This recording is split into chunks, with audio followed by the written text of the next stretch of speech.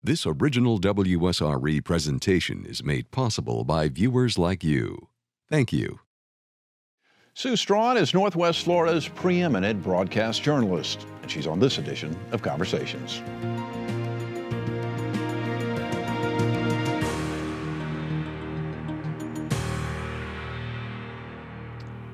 Sue Straughn is the face of television news in Northwest Florida. She's a long-standing journalist who has earned the respect and trust of newsmakers while making sure viewers get the real story. In a business often consumed with sensationalism, Sue Straughn has built a reputation as someone who covers hard news. From Hurricane Ivan to the BP oil spill, Straughn has been on the front line of many of Northwest Florida's most significant news events. At the same time, she is known as an advocate for those in need. As founder of Communities Caring at Christmas, she has seen to it that thousands of children throughout Northwest Florida receive Christmas gifts. And her television segments, like Angels in Our Midst, shine a light on those making a positive impact. We welcome my friend Sue Straughn to Conversations. Thank you so much for joining us. Like, who is he talking about? You're extremely gracious and very kind. Thank you for joining us. I know you don't like to talk about yourself. I don't. And I had to really twist your arm. But anyhow, you have such a wonderful reputation in the community, and you have done so much above and beyond what you do on television, and we'll talk about that throughout the program. But let me backtrack. How did you get started in the television industry? I literally fell into this business. I had always wanted to be a social worker from the time I was in second grade. That's all I can ever remember thinking about was being a social worker. Truthfully, at that point, I didn't know what a social worker was, but I just knew that they helped people. Right. And that was what I wanted to do. When I graduated from high school and needed to make money, I got a job as a clerk typist at Channel 3. I could type 96 words a minute with no errors. And that got my foot in the door, and the rest truly was divine intervention. Really? Divine intervention. What was the triggering mechanism that got you on the air? Trying to do something to help people. There were little cut-in blocks within Good Morning America. It was a relatively new program at that time, and we did not have a morning newscast back then. And we had 5-minute segments, and they were turned back over to the station to do local news or programming. And I thought, oh, it's 5 minutes. We could tell people about different organizations in the community. And I went in the studio with the help of Ellis Bullock. I'm gonna pull him into this with me, and just taped a segment. We named it Dimensions. It was on the air for 18 years. Wow. But I didn't think to tell the general manager at the time what I was doing. He woke up one Monday morning and there was a show on his television station, and he let me know that I probably should have discussed it with him. It might not be a bad idea. Yeah, but that's how I started on the air. And then at what point did you get into anchoring and reporting the news? Oh, that was probably 11 years after I started. Okay. Yeah, I was on the other side of the business. I was the traffic manager and assistant operations manager. Okay. And so what was it like when you first went on anchoring? You know, again, it wasn't something that I ever anticipated doing. It was like the Hey You School of Journalism, where general manager said that they had a survey company come in because they knew that they wanted to go with a dual anchor team, male-female. Right. And when they surveyed people, they said, you know, you've got somebody on staff already that people seem to know. Her name keeps coming up, you know. But I'd never done news, as you well know. I had no clue. But they decided they wanted to take a chance and make the investment. And people knew me just because of the boards and things that I served on in the community, and because of that 5-minute show, Dimensions, every morning. Right. What's the biggest story you think you've covered in your career? Oh, gosh. Devitt, you know, there have just been so many things. But when I'm asked that question truthfully, the story that resonates with me and I think will always stay close to my heart is when I started the segment, Nobody's Child. And this is where we try to place hard-to-place children in adoptive homes there in the foster care system. And, you know, we'd been going along. I had, you know, one boy, I had one girl, and I did feature stories on them. And all of a sudden, they gave me 5 children. And I'm like, 5? I'm like, nobody in their right mind is going to adopt 5 children. And these were all older children. The youngest was 6 at the time. And I think I probably put more of my heart and soul into that story because I didn't think anyone would adopt them, and I knew I had to tell the best story I could. And we did the story with them, and it was less than a year later that I got an invitation to their adoption ceremony. Oh, my goodness. And I'll never forget the little boy, the youngest of them, red hair, freckles, and he had a lisp. And he sat there at that table, Jeff, and after they signed all the papers and passed them over to the judge, he looked back at his caseworker and he says, "Do we get to stay forever now?" And that, yeah, he had a forever home. Yeah. There was an incredible family, a couple who opened their heart and home to these children, 5 children. Yeah. And people see you on television and all, but that's the kind of stuff that really matters, isn't it? That's when you know you're making a difference. Exactly. Yeah. And especially if you can ever touch the life of a child, to me, that's when you've done something. That's when you've done something that counts. That's where if people talk about leaving a legacy, if you've touched the life of a child somewhere along the line, to me, that's when you've left something. Yeah, well, you've touched the lives of an awful lot of children, not just with that program, but also with your community's Caring at Christmas. How did that come about, Sue? At that time, I was on the other side of the building. I was not in news. And as the public affairs director, I was getting a lot of phone calls. People called the station, and there were people who needed help with Christmas. Where can I get help? And of course, part of what we did was always try to direct people to different agencies and services. And there was so many calls one year. And I thought, we're sending them every place, and these people are out of resources. We're a television station. We've got to make it. Why don't we do something? So, I was able to talk with management, and we decided to use our airwaves to ask people to donate. And this community, as you well know, you ask, and the people in this community are incredible. Yeah. And they gave. Yeah. They gave. And Communities Caring at Christmas was born in 1979. And Wow. we have been blessed that this many years later, people are still opening their hearts and their wallets to children in this community. Do you have any idea how many children that's touched? Oh, I have no idea. It's got to be in the idea. hundreds of thousands, wouldn't you think? I would imagine. Yeah. Truthfully, I would imagine. Wow, that's absolutely amazing. Going back, are you still doing the program with getting children adopted? Is that still... Yes, we still do Nobody's Child. We have that segment on, and as children are freed and cleared for adoption, again, most of them tragically are older children. Many of them have been in so many foster homes. One of the questions that I typically ask them when we're doing the shoots with them, it's, how many homes have you been in? And invariably, it's, you see their little minds trying to click off, trying to remember. They've been in so many homes, they don't even know. Yeah. They don't know. Knowing you like I know you, I'm surprised you don't have a house full. Oh, I've got the nieces and nephews, and other than that, I would have, because I do want to take every last one of them home. I know you do. I really do. Yeah, well, what a wonderful service. What a great thing you're doing with that. And you please stop saying me, because it's not me. We have a commitment from the management at that station that allows those kinds of things to take place, and that is a commitment. It is. Typically, especially in a news environment, if it's not a who's fighting whom or what tragedy has happened, it's not deemed news. Right. So when we're able to put forth segments like Nobody's Child and Angels in Our Midst and the other, franchise pieces that we have on our air, I think that shows a commitment, hopefully, to this community, that we're trying to do what we can to make a difference. Tell me more about Angels in Our Midst. Oh, people will write in, they will email, they will call and tell me about incredible people who have done things for the community, done things in their neighborhood, done things at a child's school, or just helped an individual. And we try to tell their stories, because, again, we're so blessed in this community, so many caring people who just, and they don't look to be angels, they don't look to be heroes. Most of them, when they see us, don't want the attention. We usually have to do kind of a sneak attack and don't tell them that we're coming or the real reason that we're there, because they don't do it for the recognition. Yeah. What kind of feedback when you do? Because you're right, so much of the news media today focuses on, used to be the old saying, if it bleeds, it leads, right. For news. What kind of feedback do you get in the community on these positive, upbeat news segments? And I don't know if it's just because they're telling me and being kind, but I get incredible feedback, very positive feedback. People say, it is so refreshing to see and hear something that's positive. And it's amazing to me because those positive stories are the ones that people remember. Yep. They probably can't tell you much else that might have been on because it all starts to run together after a while. Right. How many accidents, how many, again, the tragic situations, but they remember those positive stories. They resonate.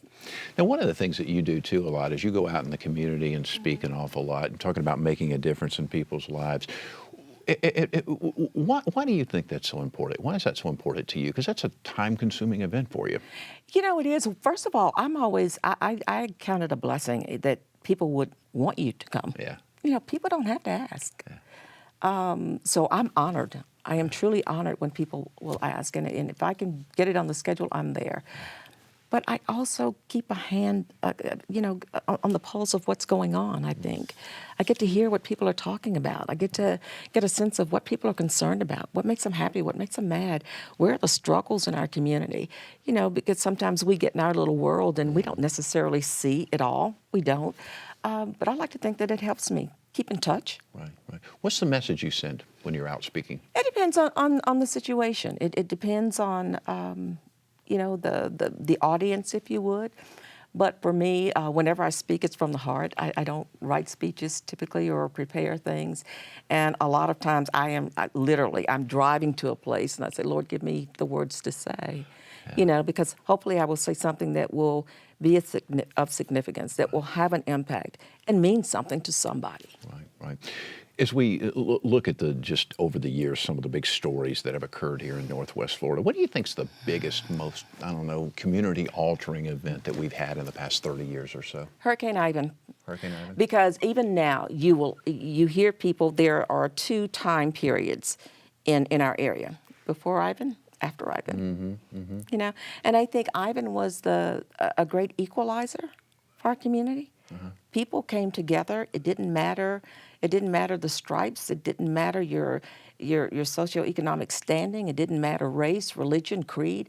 We had people coming from all parts of this country and outside of this country to lend a hand to help. And nobody was, they weren't checking off a sheet before they decided to help you. And people who had considerable means had suffered losses just as devastating as those who had very little. You got to see what the real, genuine heart and soul of the community was about. As you sat there with that storm approaching, and we go back many, many years with Opal and Aaron, and you and I had been on set together, and I can remember, particularly with, maybe it was Aaron, it may have been Opal, I don't recall exactly, but one of them, it looked at one point like it was going to be a major, major hurricane, and kind of the last minute it backed off a little bit. So. And you always had a sense of relief, but what was it like? Because Ivan, that was the real deal.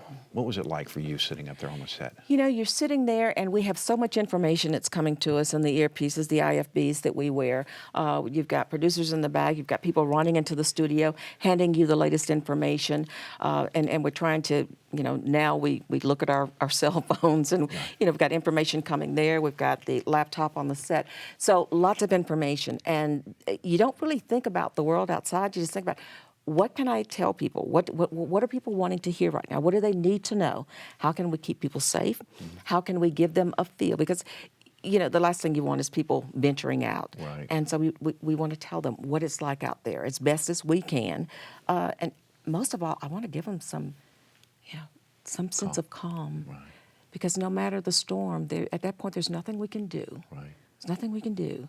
And if we can just get a sense of calm, knowing it on the other side, we'll pick it up, we'll fix it, we'll do it bigger and better. But let's all stay safe and stay calm.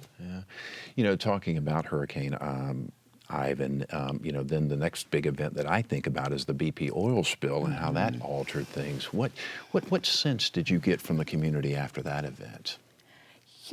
It was oil coming on the shores. I cannot begin to tell you the hurt. It was just a hurt. I mean, it hurt your heart to look at that. This beautiful place that was home. That we all take such great pride in. Exactly. And I think people were just, they were devastated because there was nothing we could do. Nothing you could do but just continue to watch it come ashore. That just hurt. Yeah. The newsmakers you've covered over the years, tell me some of the most interesting characters. Gosh, I don't know if they're interesting characters per se, but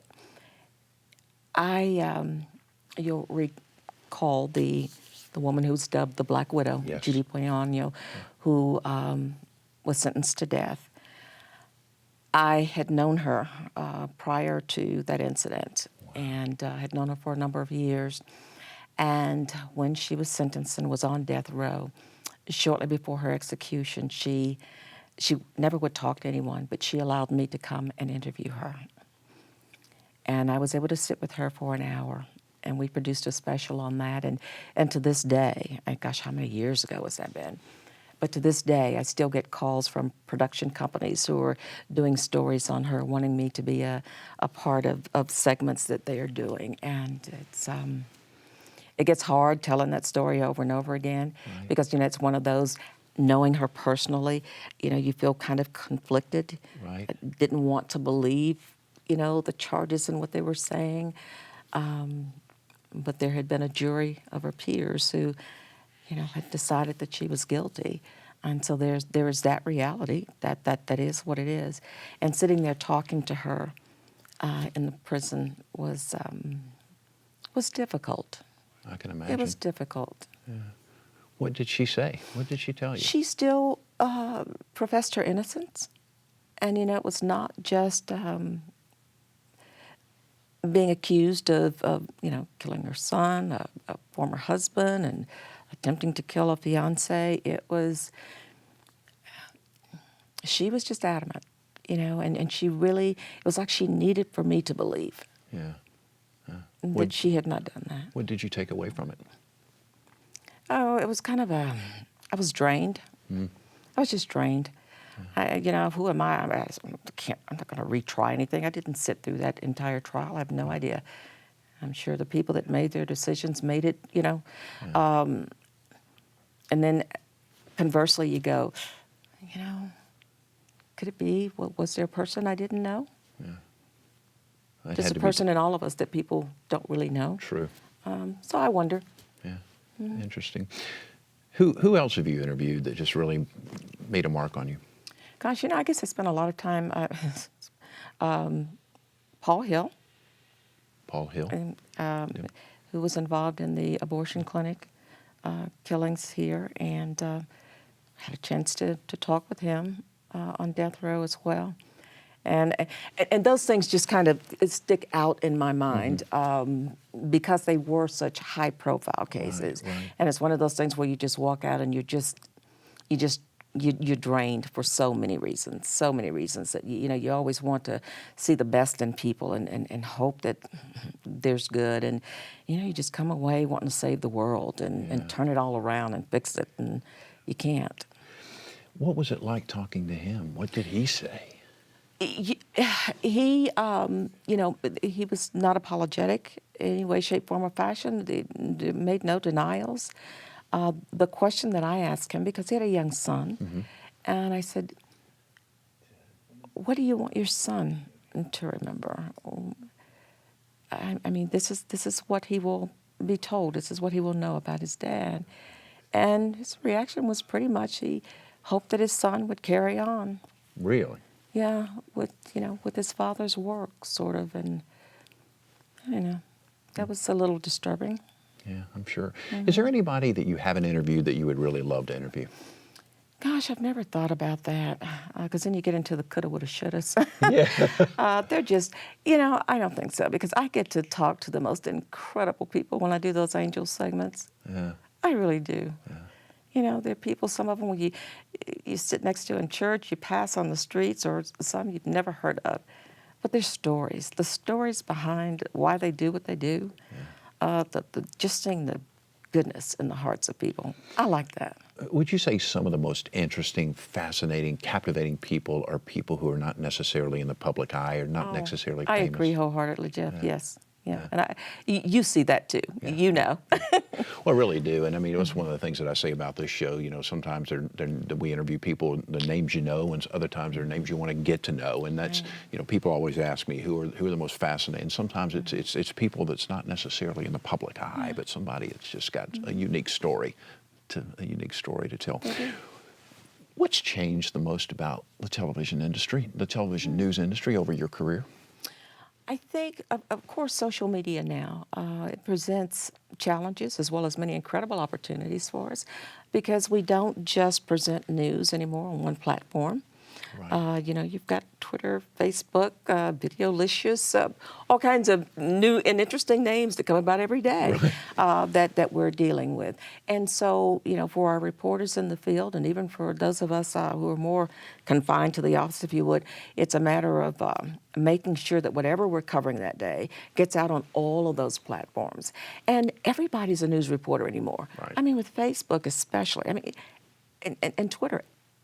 Something happens, everybody, and it's immediate. Mm-hmm. It's very immediate, and everybody's got their own spin, their own vantage point, and so all the world's broadcasting these days. Yeah.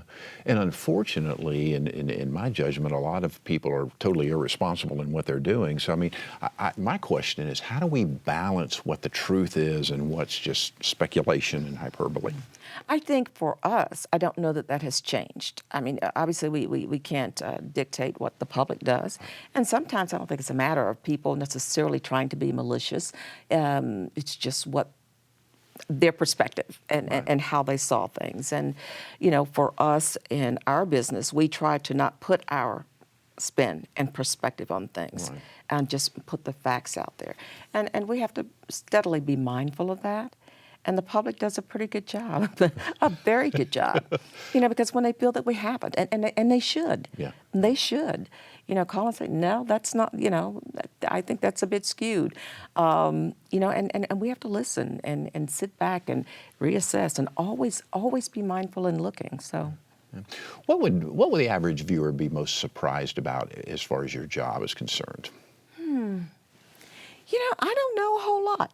Truthfully, because like I said, you walk into any elementary school, you've got TV studios. True. People are growing up with it. Yeah. Facebook Live. Everybody's a reporter. Everybody's an anchor. Yeah. So I don't know that any of what we do. I don't think we've got that smoke and mirrors thing going on anymore. We don't have what's behind the magic curtain. Right.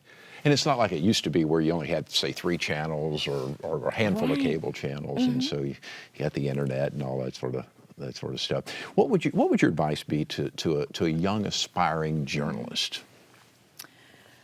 I would always say that because this business changes so much, so rapidly, and who knows where it's going to be 5-10 years from now. We don't know where it's really going to be next year. No kidding. Again, the changes are so rapid.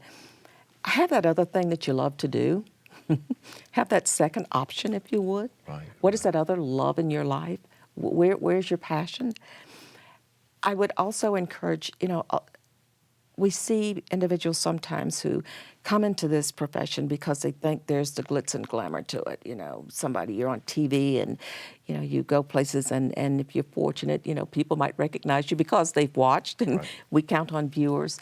That it's not the glamour. It's not that image sometimes I think that people might have of what it is we do. And especially when you're starting out, I mean, you're going to be the one covering the story standing in the landfill, as you well know. Yeah. You're going to do the weekends, especially when you're at that age when you probably want your weekends to yourself and to be able to go and hang out and do some things. Right. So it's a matter of you do pay your dues in this business. So. But I guess my going back to my first piece of advice, my 2 cents, always have that other thing that you love to do in your hip pocket. Yeah, I agree with you. I totally agree with you. What makes a good journalist? Fair. Just be fair. Yeah. We report stories and we do things that everybody's going to like. Unfortunately, we can't all be everybody's cup of tea. There are days when I disagree with me. Right. So I know that not everybody out there is going to agree with me. But I think if we're fair, give both sides of a story. I don't think it's up to me to tell people how they need to think or steer them to one point of view or the other. People are very, very smart. Our viewers are very savvy. They know full well. And we just put the information out there and let them decide. Do you think that with all the opinion journalism that has occurred in recent years, what do you think, what kind of effect has that had on society? I think it has made some people view us have a little more skewed view of those of us in the media and what we do, and there's that typically that label, biased liberal media. Right. And it's when people, if they ever did know some of us personally, probably that isn't what they would be calling us. We really don't fit into that mold. But, so there's that labeling thing that goes on. And I think that that makes the profession a little bit difficult. Yeah. It's changed an awful lot. I have about 2 minutes left. Tell me, what's the future for Sue Straughn? What do you want to do? What do you want to accomplish? Whatever God wants me to. Jeff, I will say to you without hesitation, I am where I am today by the grace of God. Divine intervention, solely, totally. I decided a long time ago, I'm not going to make a plan.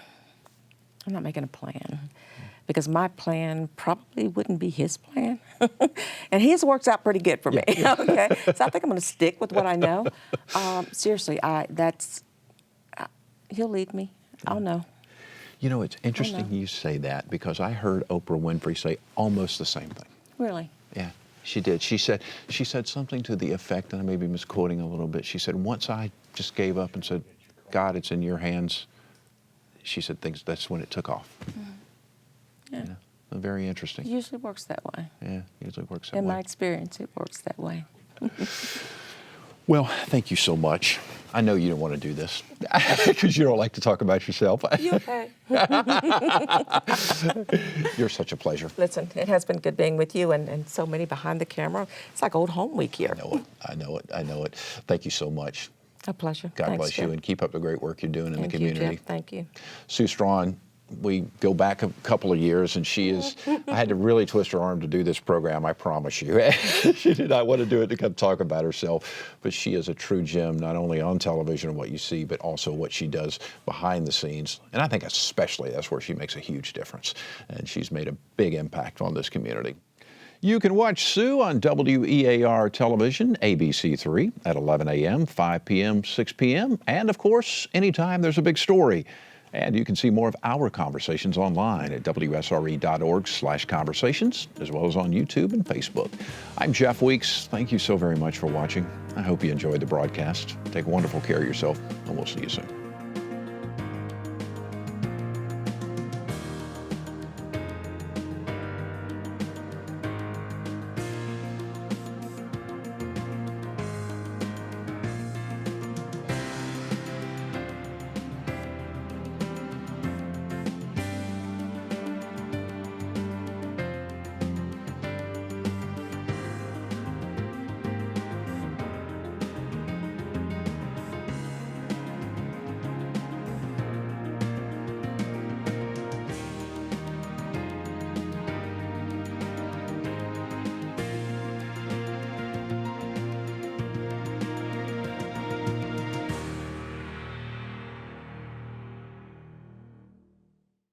Support for this program is provided in part by these corporate sponsors.